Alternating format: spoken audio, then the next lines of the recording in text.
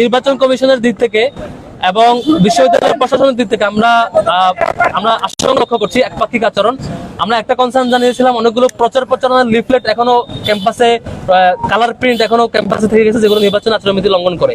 কালকে জানানোর পর আজকে 24 ঘন্টা পার হয়ে গেছে, এখনো অসংখ্য সবগুলোই থেকে গেছে, এগুলো সরানো হয় নাই।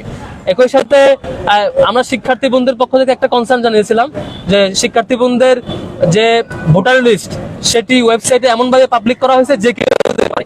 আমাদের কনসার্ন ছিল যারা ছবি প্রকাশ তাদের জন্য যাতে ভোটার লিস্টের ছবিটা না থাকে এবং বিশ্ববিদ্যালয়ের শিক্ষার্থীদের বাইরে যাতে কেউ এই ওয়েবসাইট ভিজিট করতে না পারে, এই ধরনের একটা আমাদের প্রস্তাবনা ছিল। এখনো বিশ্ববিদ্যালয় প্রশাসন সেটি ব্যবস্থা নেয় নাই। এরকম সামগ্রিক অনেকগুলো কনসার্ন আমাদের ছিল একপাক্ষিক। আজকেও বিশ্ববিদ্যালয়ের ভিসি স্যারের দেখেছেন, উনি নাকি চাপ ফিল করছেন। আমরা এটা শঙ্কিত আসলে বিশ্ববিদ্যালয়ের প্রশাসনের সকল স্টেক হোল্ডারের দিক থেকে শিক্ষক সুলভ এবং প্রশাসনের যে সঠিক রেসপন্স থাকা দরকার সেটি আমরা লক্ষ্য করছি না। আরেকের সাথে আমাদের ব্যাপারে মিথ্যা প্রপাগান্ডা এবং প্রচারণা চালানো হচ্ছে। তবে আমাদের দিক থেকে আমাদের স্ট্যান্ড হচ্ছে, আমরা লক্ষ্য করছি কেউ কেউ কেন অপরকে ভোট দেবে না এই প্রচারণায় ব্যস্ত, কেন তাকে আপনি ভোট দেবেন এই প্রচারণা তিনি করতে পারছেন না। তিনি এই ধরনের মানে ইশতেহারবিহীন অবস্থায় এবং তাকে কেন লোকজন ভোট দেবে সেই তথ্য তার কাছে নাই, তার ক্যাপাসিটি কি আছে, তিনি সারাদিন ব্যস্ত থাকেন। এমন অসংখ্য প্রার্থীকে দেখেছি যে আমাদের অন্য একজন প্রার্থীকে মেনশন করে বলা হচ্ছে এই প্রার্থীকে কেন ভোট দেবেন না, সেই ক্যাম্পেইন করছে, যেটি সুস্পষ্ট নির্বাচনী আচরণবিধি লঙ্ঘন। একটি দলের একজন প্রতিনিধি যিনি একটি সম্পাদক পোস্ট সিলেকশন করছেন, ঠিক তার বিপরীতে একজন সম্পাদককে কেন ভোট দেওয়া হবে না সেই ক্যাম্পেইনে তিনি জড়িত হচ্ছেন। আমরা এটি খুব সিরিয়াসলি এটার প্রতিবাদ জানাচ্ছি এবং আমাদের ব্যাপারে অনেকগুলো ফ্রেমিংও করা হচ্ছিল। আশা করি সবকিছু মারিয়ে আমরা আমাদের যে কাজ, শিক্ষার্থীদের যে রেসপন্স সেটি কন্টিনিউ থাকবে। আমি সংক্ষেপে কথা নিয়ে অনুরোধ করছি আমাদের অন্যতম সম্পাদক পোস্টে প্রতিদ্বন্দ্বিতাকারী আমাদের প্যানেলের অন্যতম শিক্ষার্থী জুমাকে অনুরোধ করছি। যে সকল নারী প্রার্থী রয়েছেন, আমি সহ অন্যান্য প্যানেলের এবং আমাদের প্যানেলে যারা নারী শিক্ষার্থী রয়েছে তাদেরকে সাইবার বুলিং করা হচ্ছে খুবই জঘন্যভাবে। এখনো পর্যন্ত আমরা অন্যান্য প্যানেল থেকে এই ধরনের কোনো অ্যাপ্রোচ দেখতে পাইনি যে তারা এই ব্যাপারে কি সিদ্ধান্ত নেবেন বা তাদের যে সমর্থক গোষ্ঠী তাদেরকে তারা কিভাবে সামলাবেন। এবং সার্বিকভাবে বিশ্ববিদ্যালয় প্রশাসন এখন পর্যন্ত কোনো ইনিশিয়েটিভ নেয়নি। এটাকে আমরা আসলে শঙ্কিত আমরা বোধ করছি, কারণ এভাবে চলতে থাকলে আসলে দেখা যাবে অনেক নারী শিক্ষার্থী যারা হচ্ছে প্রার্থিতা করছেন তারা হচ্ছে যেভাবে হচ্ছে তাদের প্রচারণা করার কথা সেটা আসলে সুযোগটা পাবে না। এবং আমরা প্রত্যাশা করছি প্রশাসন ভালোভাবে আর কি এই জিনিসটা ডিল করবে।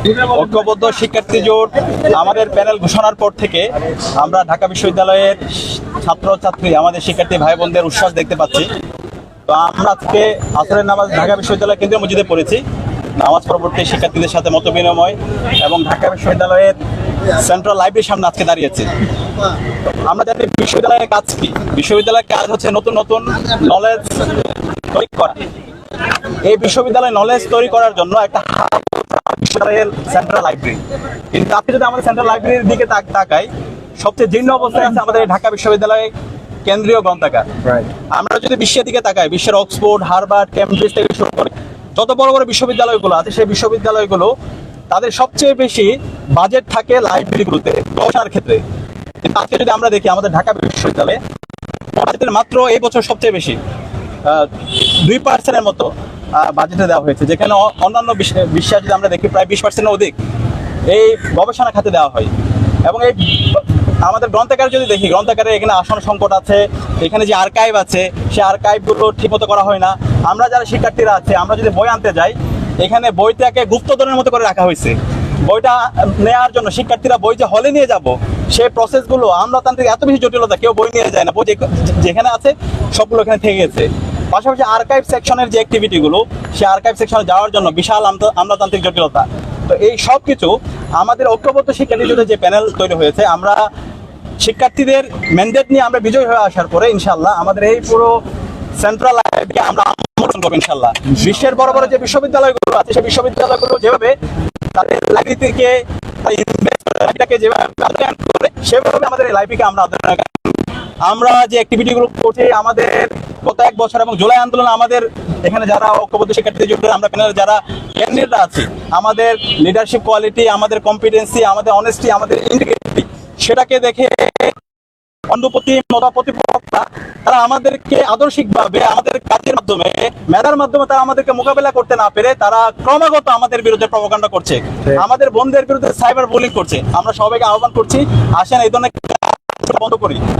আমরা প্রতিযোগিতা করি, আমরা মেধার চর্চা করি, আমরা আইডিয়ার প্রতিযোগিতা করি, আমরা শিক্ষার্থীদেরকে আমরা আগামী ঢাকা বিশ্ববিদ্যালয় কেমন বিনির্মাণ করতে চাই সেই আইডিয়াগুলো আমরা বিশ্ববিদ্যালয়ের শিক্ষার্থীদের সামনে আমরা পেশ করি।